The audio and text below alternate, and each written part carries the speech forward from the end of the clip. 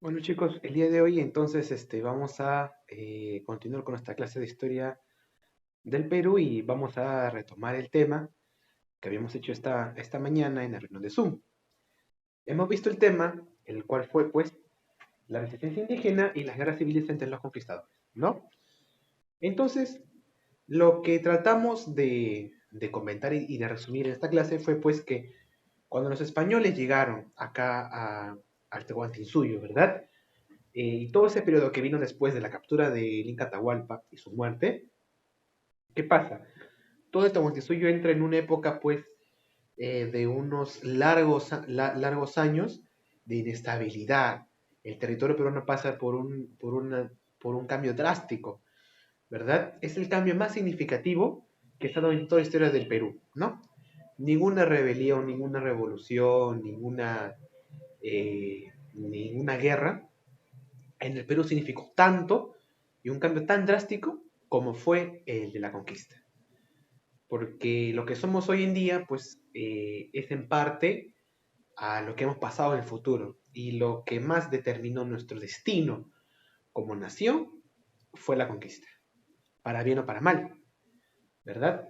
Entonces, los españoles ya estaban en el norte del Perú, ¿verdad? Pero ¿qué pasa? Ustedes saben, ¿verdad?, de que, y ya lo hemos comentado, de que los españoles ganaron muchos adeptos en el norte, porque cada nación que estaba sometida al Tahuantinsuyo quería su independencia. Y sumado esto, el Tahuantinsuyo ya venía de una guerra civil entre Huáscar y Atahualpa. Entonces, que estos pueblos, los Tayanes, los Cañaris y los Chachapoyas, que estaban sometidos por los incas, querían su independencia y al ver que los españoles estaban recién llegados y querían impartir justicia, pues se aliaron con los españoles. Es ahí cuando llegan a Cajamarca, capturan a Atahualpa, ¿verdad? Le hacen pagar un gran rescate por su libertad, cumple el rescate, pero finalmente, ¿qué pasa? Igual lo condenan por muchos delitos que en ojos de los españoles eran pésimos, eran pecados, pero en ojos de los andinos, pues no era para nada ningún delito, ¿no? Como la idolatría, la herejía. Recordamos que estamos en un pensamiento del siglo XV y XVI, ¿no? Como hemos dicho antes, ¿no? El mundo de esa época era muy violento, muy fundamentalista, ¿verdad? Los musulmanes se mataban y mataban por su religión, los judíos también, y los cristianos también se mataban entre ellos. Ese era el mundo, era un mundo muy, muy, muy violento donde primaba el más fuerte, ¿no? Entonces, en ese contexto llegan los conquistadores y se encuentran con una guerra civil. Matan a Atahualpa, le hace pagar un rescate y para no terminar con todo este orden establecido que estaba en el Tahuantinsuyo, para mantener todo el sistema político y estatal, pusieron a un inca títere, conocido como Tupac Hualpa o Toparpa, ¿de acuerdo? Pero, ¿qué pasa con este inca? Es asesinado. Bueno, algunos dicen que fue envenenado, y otras versiones cuentan que fue asesinado, pero la cuestión es que no pudo llegar a ejercer el cargo. Entonces, como su mano derecha de Pizarro, o una de las ayudas que tuvo en el camino hasta el Cusco, fue Manco Inca, que fue uno de los descendientes del Inca Huayna Cápac, ¿no? Que es padre de Huáscar y de Atahualpa. Entonces, ¿qué Pizarro buscó? Como tenía esa línea, ¿verdad? De consanguinidad, entonces lo puso ahí como gobernante, o lo quiso poner como gobernante. Pero ¿qué pasó? Manco Inca, al ver todo la sangre, la masacre que hicieron los españoles y sus aliados acá en el Cusco, bueno, en el Cusco, ¿no? Al ver todo eso, Manco Inca se dio cuenta de que estos señores, los españoles, no venían a impartir ningún orden, no eran enviados por Dios, ni su Dios de ellos, ni el Dios de los incas, por ningún Dios. Estas personas eran simplemente ladrones que venían a matar, a saquear, a violar, a robar este oro y plata. Ahí es donde Manco Inca cambia su perspectiva y decide luchar contra los españoles. Al no poder resistir en el Cusco, se va a un valle que está cerca del Cusco, llamado Vilcabamba. Y ahí funda su neo-estado, su estado nuevo, ¿no? Su neo-Tahuantinsuyo. Y a esta época, donde Manco Inca funda ahí un nuevo estado que busca luchar contra el Imperio Español, se le denomina como los incas rebeldes del Vilcabamba. Manco Inca muere y pone pues a su hijo, ¿no? Saiditupa. Saiditupa cuando ya tiene poder de este nuevo estado, ¿verdad? Que ellos han formado, que está en el Vilcabamba, que es el Neo Tahuantinsuyo, que tiene como misión restaurar el Tahuantinsuyo y expulsar a los españoles. Saiditupa cuando está a cargo de ese estado, ¿no? Forma su ejército y todo, pero tiene comunicación con los españoles y se ponen de acuerdo con ellos. Inclusive los españoles le dan muchas encomiendas, tierras, ¿no? Cosa que le gusta mucho a su hermano, ¿no? Tito Cusillo Panqui, que tampoco logra avanzar mucho con este nuevo estado. Finalmente, cuando llega Tupac Amaru I, te da pues nace otro tipo de resistencia, ¿no? No solamente resistencia militar, sino que también se difunde la idea del Takion-Koi. ¿Qué cosa es el Takion-Koi? Fue una forma de resistencia religiosa, de resistencia cultural, ¿de acuerdo? ¿Para qué? Para eliminar, terminar con la religión que imponen los españoles y renovar y implantar de nuevo la religión incaica, ¿verdad? Porque los partidarios del Taquión-Coy decían por todo los Andes, no, no crean en esa religión que traen los españoles, porque esa religión trae destrucción, trae muerte, no crean, no vayan a las iglesias, no crean en esto, no, no se adoctrinen. Volvamos a nuestra religión y así resistamos y luchemos contra ellos. Porque su Dios de los españoles solamente es la avaricia y la codicia, nada más. Esta resistencia cultural llamada Takion-Koi duró por mucho tiempo, pero a escondidas, ¿no? Y fue una forma de resistir también culturalmente. Resistencia, esa palabra quiere decir es tener un ideal y llevarlo y conllevarlo durante el tiempo, así te enfrentas a un montón de dificultades, ¿no? Si tu ideal es mantener tu cultura viva, y te van a llegar un montón de dificultades, pero tú te mantienes en esa cultura, esa es resistencia, ¿no? Resistencia política, resistencia cultural, resistencia religiosa, ¿de acuerdo? Entonces Bacamaru lo capturan y le cortan la cabeza y lo matan. Y se termina con los incas rebeldes de Vilcabamba. Pero durante todo el virreinato que se va a implantar, ¿no? Desde que llegan los españoles hasta la época de la independencia de Hispanoamérica, durante todo el virreinato van a haber un montón de rebeliones y de intentos de eliminar a los españoles. Siempre va a estar eso muy, muy latente. Sobre todo en muchas partes, en muchas regiones del, del, del virreinato, del Perú. No en Lima, porque en Lima, como va a ser el centro del poder español, se va a mantener fiel a la corona. Pero siempre en los pueblos indígenas siempre van a haber unas ansias de libertad. Mientras esto ocurría, ¿no? Mientras los descendientes del último Inca, pues Huayna Cápac, ¿verdad? Luego llegó Huáscar y Atahualpa. Los descendientes de ellos soportaron y resistieron. Mientras tanto, ocurría otra guerra civil, pero entre los conquistadores, entre los españoles, ¿no? La más importante fue la rebelión de los encomenderos. ¿Quiénes son estos encomenderos? Simple, cuando los conquistadores llegan al Perú, vencen supuestamente en las guerras, ¿verdad? Que prácticamente fue una masacre. ¿Qué pasa? Estas personas ganan un montón de territorio y de terreno, pero para ellos, ¿no? Digamos, yo llegué a este valle, ya lo conquisté, ahora es mío. Entonces todo el valle va a ser mío y la gente que va a vivir ahí también va a trabajar para mí. Esa es una encomienda, ¿de acuerdo? Entonces, muchos conquistadores españoles ganaron encomiendas muy grandes, ¿de acuerdo? Pero ¿qué pasó?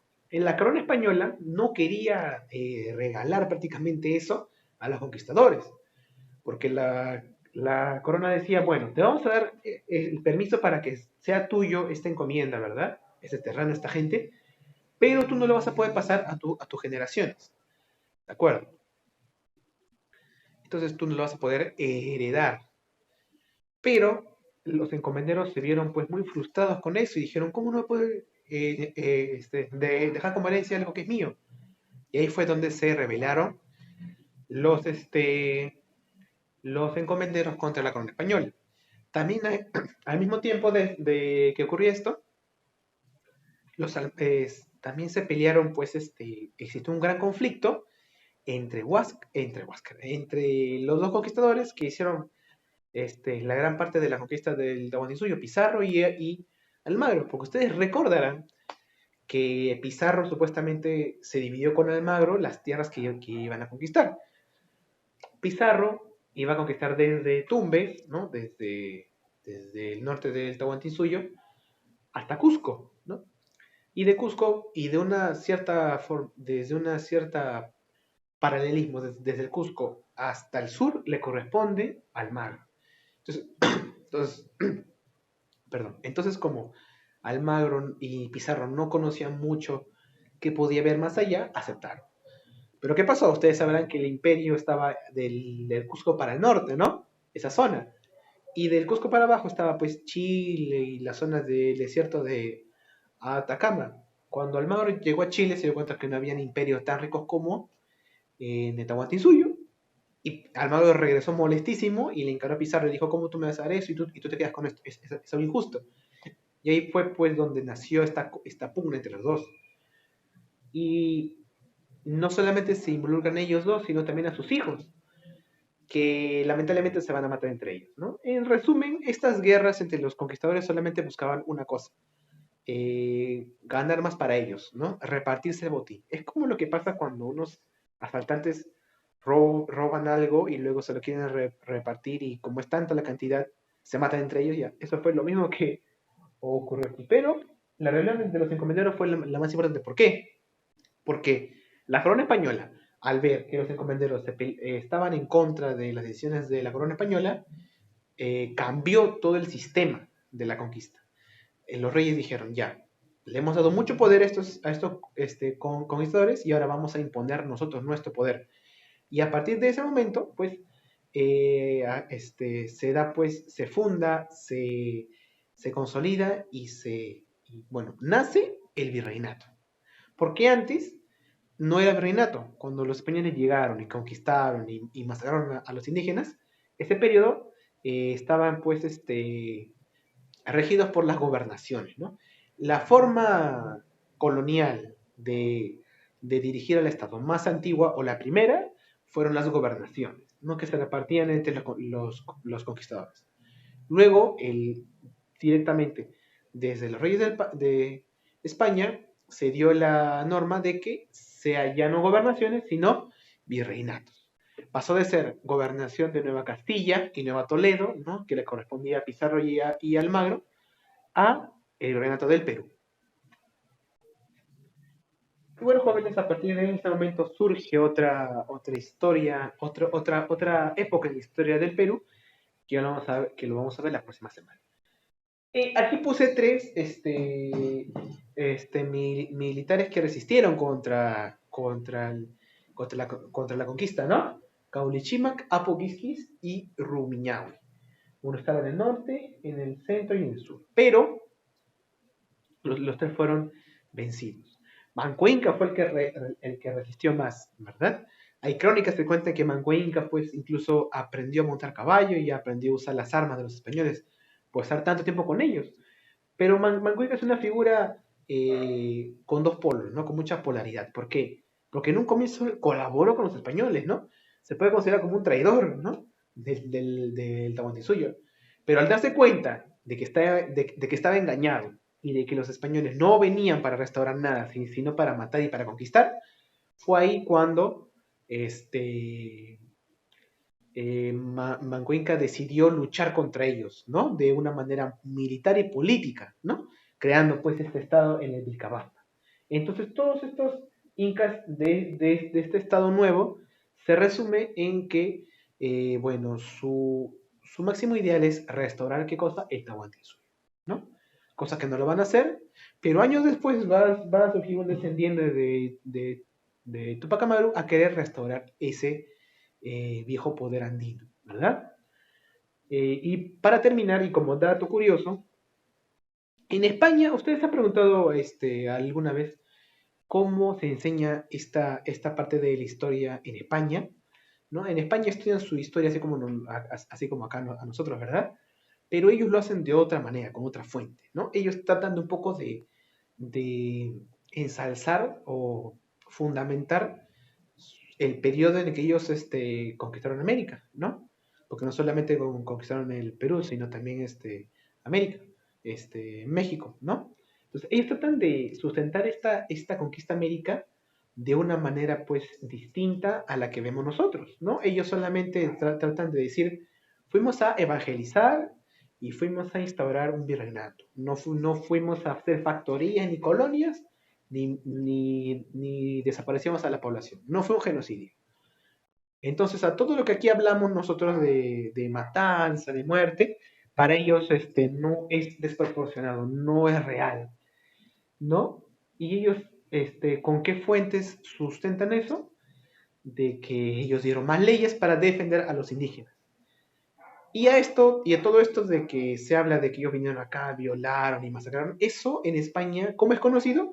Como la leyenda negra, ¿no? Que eso fue mentira, que los ingleses dijeron eso para desprestigiar a los españoles y que los españoles fueron los mejores en colonizar en toda América. ¿Por qué? Porque según ellos, los ingleses mataron a los indígenas y los franceses también. Entonces ellos como no mataron a tanta cantidad de personas, fueron ciertamente un poco más benevolentes. Posiblemente afirman de que eso es parte de la historia y así era el mundo antes, ¿no?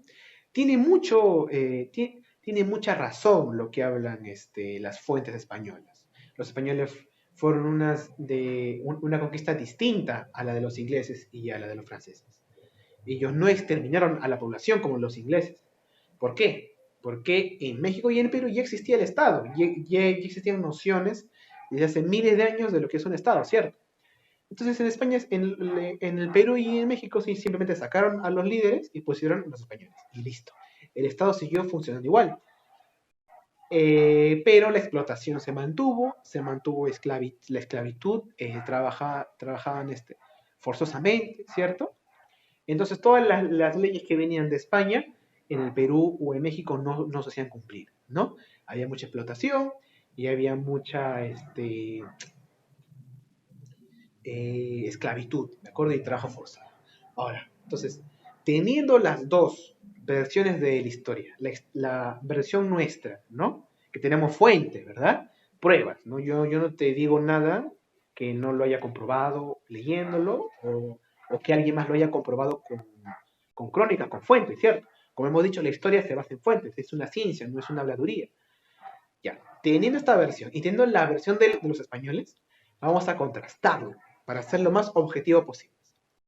En el mundo ocurrieron muchos cambios violentos. Como ya hemos dicho antes, el mundo antiguamente era muy violento, ¿no? La conquista aquí en América fue un periodo que tarde o temprano se tenía que dar, ¿no? Así como en muchas partes del mundo. Eso no quita de que cuando llegaron aquí a los españoles de América no fue todo color de rosa. Ellos hicieron muchas atrocidades, ¿no? Primero, creo yo que la más importante, la más terrible es el terminar con la cultura peruana, ¿no? Ellos la exterminaron y la, y la le pusieron un pare y impusieron la cultura europea por la fuerza. Entonces hubo mucha matanza, hubo mucha, pues, trabajo forzado, esclavitud, sí. Y es correcto, pero lo que los españoles un poco defienden es de que no fue un genocidio. ¿Qué cosa es un genocidio? Es matar indiscriminadamente a toda una etnia. Y dijeron, nosotros no fuimos a matar, fuimos a evangelizar. Pero siendo objetivos, ¿no? Ellos no exterminaron con los mexicanos ni con los peruanos. ¿Por qué? Porque ya existía el Estado. Entonces, si ya existía eso, ¿para qué lo vas a matar? Tú te ibas a Norteamérica, los apaches no sabían qué cosa es un Estado, no sabían qué cosa es el tributo, se resistían a la conquista, simplemente lo mataban. Conclusión, objetivamente, toda forma de colonización debe ser desterrada. Toda forma de colonización es terrible. No hay una colonización más buena o menos buena. Todas fueron terribles. Y ese es el mensaje que tenemos que tenerlo presente. Toda forma de colonización es terrible. No es que acá matamos más, acá matamos menos. La conquista de Perú y de México fueron tragedias para nuestros pueblos. Pero eso tampoco quita de que nosotros somos víctimas de esas personas, porque los españoles que llegaron, pues, como les he dicho, no viene con un contexto, con otra realidad. Entonces, objetivamente, ¿qué se debe decir? Que todo tipo de colonialismo se debe desterrar. Ni el inglés, ni el francés, ni el español fue mejor que el otro. ¿De acuerdo? Esa es la lección que tenemos que aprender el día de hoy, ¿no? Que debemos dejar de lado lo que es la discriminación, la explotación, la esclavitud, el trabajo forzado, ¿verdad? Y esto que nos enseña a ser tolerantes, a desterrar todo tipo de colonización y de ver adelante con una humanidad menos violenta, pues, ¿no? Que tanta desviolencia hemos hablado en toda la historia. Bueno, jóvenes, eso fue todo por el día de hoy y espero que les haya servido de mucho. Nos vemos la próxima semana.